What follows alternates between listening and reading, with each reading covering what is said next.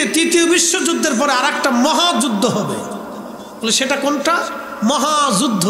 বিশ্বযুদ্ধ শুধু না, মহাযুদ্ধ।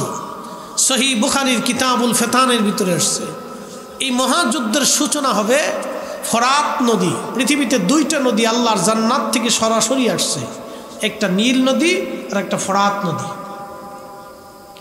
তো এই ফরাত নদীর পানি কোনোদিনও শুকাই নাই, কিয়ামত পর্যন্ত শুকাবে না, কিন্তু কিয়ামতের আগে এই পানিটা শুকিয়ে যাবে।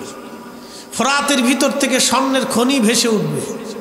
এই স্বর্ণের খনির ভাগাভাগি নিয়ে, এটার অধিকার নিয়ে, যেমন ধরেন এই দেশে যদি স্বর্ণের খনি কোথাও নিচে আসে তাহলে পরে আপনারা বুঝে ওয়াজে হয়ে থাকবেন নাকি?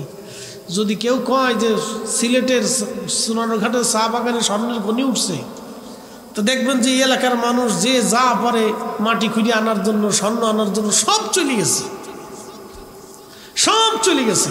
তো সবাই চায় এটা দখল করবে। তো ফরাতের এই স্বর্ণের খনি দখল নিয়ে সারা পৃথিবীতে মহাযুদ্ধ হবে। 100 জনে 99 জন মারা যাবে। কতজন? একসাথে বলেন, কতজন?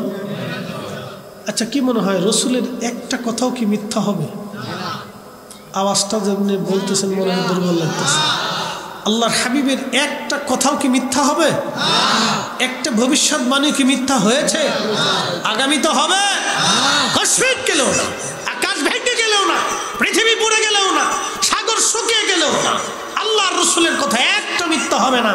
আল্লাহর পবিত্র কোরআন শরীফের প্রত্যেকটা বাক্য যেমন সত্য, আল্লাহর রসুলের প্রত্যেকটা কথাও এরকম সত্য।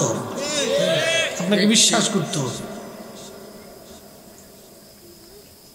প্রিয় উপস্থিতি, 100 জনে 99 জন মারা যাবে। এটা হবে মহাযুদ্ধ, বিশ্বযুদ্ধ, এটা মহাযুদ্ধ। পৃথিবীর প্রত্যেকটা জনপদ এই যুদ্ধে জড়িয়ে যাবে, প্রত্যেকটা গ্রাম এই যুদ্ধে জড়িয়ে যাবে, প্রত্যেকটা মহল্লায় যুদ্ধে জড়িয়ে যাবে। মহাযুদ্ধ হবে। এই মহাযুদ্ধে 100 জনের 99 জন মারা যাবে, মাত্র একজন বেঁচে থাকবে। সে একজনই ইমানদার। একসাথে বলবেন আল্লাহু আকবার। আরেকটু জোরে বলেন। 100 জনের ভিতরে একজনের ওই স্বর্ণের প্রতি লোভ থাকবে না, সেই যুদ্ধে জড়াবে না। আর 99 জনই স্বর্ণের আশা করবে, সে যুদ্ধে জড়িয়ে যাবে। যে জড়াবে না সেই ইমানদার, শুধু বেঁচে থাকবে।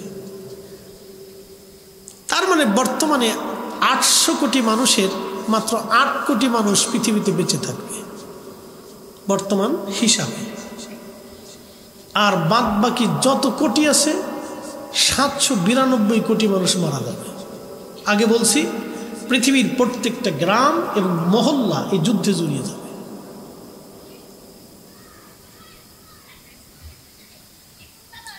তাহলে আমাদের রব কয়জন? একসাথে বলেন, কয়জন? তাহলে আমরা সঠিক ঈমান ও বিশ্বাসের উপর প্রতিষ্ঠিত আছি। কথা ঠিক কিনা? প্রতিষ্ঠিত আছি। এই জন্য আল্লাহ কোরআনে ওয়াজ করছে, আল্লাযীনা ইউমিনুনা বিল গায়ব।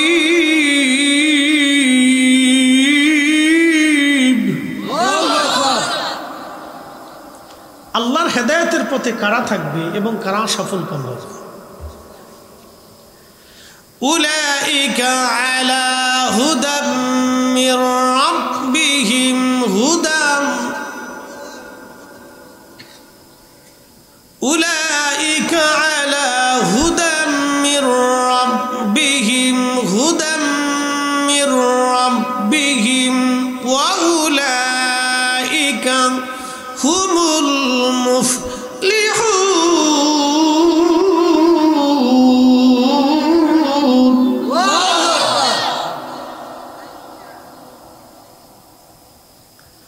কারা আল্লাহর দেওয়া হেদায়েতের পথে প্রতিষ্ঠিত থাকবে এবং কারা সফল কাম হবে?